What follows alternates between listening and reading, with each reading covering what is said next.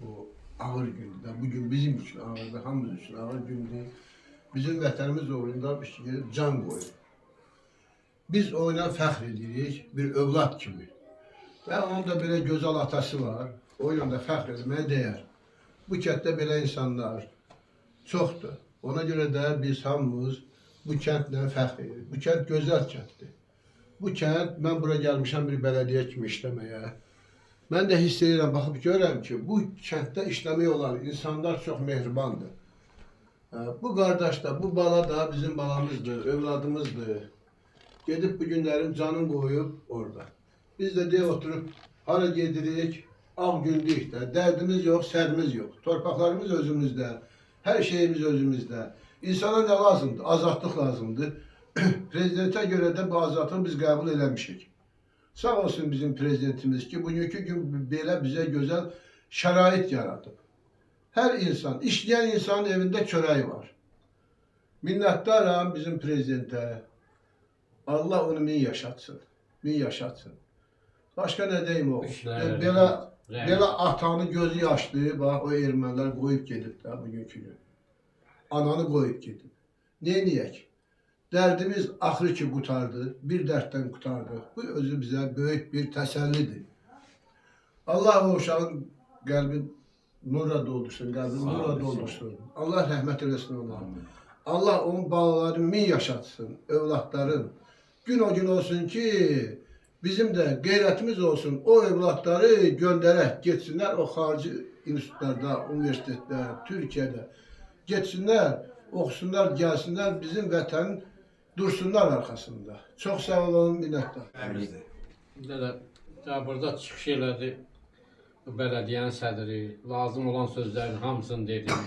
Amma bütün el, oba, kəndimiz, bizim kəndimiz böyük kənddir. Bizim kəndimizdə 8 dənə şəhid var. Bu redki kəndlərdədir.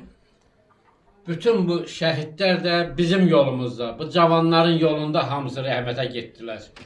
Allah Teala onlara rəhmət eləsin, onların qəbrini nurla doldursun. Onların sayəsində bax biz azad nəfəs alırıq, yeyirik, içirik, arxayın yaşayırıq. Allah o kişilərin qəbrini nurla doldursun, Allah rəhmət eləsin. Onun valideynlərinə də səbir versin. Siz də çox sağ olun ki, gəlmişsiniz. Sağ olun. Mən də minnətdarlığımı bildirirəm. Tərlan müəllim, sən də yeni seçilmiş bələdiyyə sədri kimi təbrik edirəm.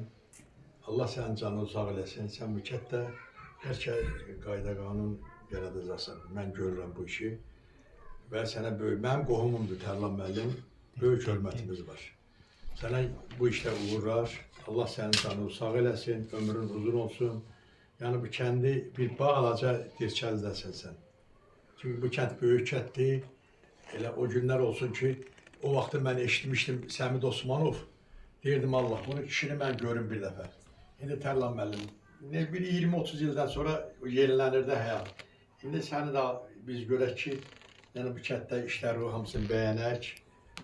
Sənə Allah kömək olsun, uğurlar və minnətdarım. Çox sağ ol gəldiyinizə görə. Yalnız mən çıxış eləsin. Qardaş, bu günlərin Azadə Eminin doğum günüdür. Biz onu qeyd eləmək üçün gəlmişik Valideyn müəllimlə. O bizim torpaqların bütövlüyü uğrunda şəhid olub. Bir ömür yarımçıq qalıb, bir arzu yarımçıq qalıb. Deməli, Allah onun ruhunu şad eləsin. Allah onun yerini cənnət eləsin.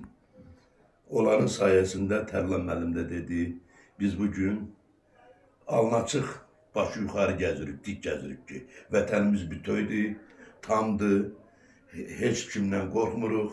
Allah prezidentimizin də canını sağ eləsin.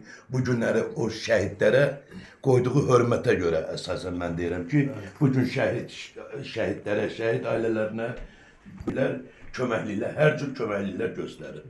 Allah rəhmət eləsin, valideyn. Allah köməkli olsun. Allah sizə səbir və qəzib versin. Tərlan müəllim, bu əyni düzəldib, bu külməramlarda oldu, qulluq eləyib.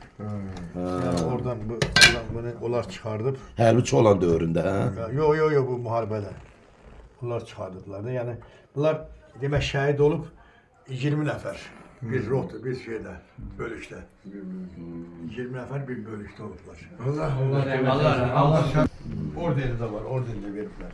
Yani orden olanda ev şey ad verirler de. Mektep, Ad verirler, ha, Mektep orden. zaten Ha. orada. Ben ordeni almışam ordeni de, o vardı ordeni. Bu da onun adına kitap Tərlan Bəyli. Bu kitabı da sənə pədarka verirəm mən. Yəni ona qoyasın otağı, ona da. Əlbəttə. Emin Ağazədənin kitabıdır. Maşallah, maşallah. Yəni çıxar. O yəni Çox başında solda var, rəisində. Kim var. yazıb onu? Bunu deyib bu kişi. Çox gözəl. Allah köməkli olsun. Allah sənə. rəhmət etsin. Sağ ol. Sağ ol. Allah rəhmət eləsin.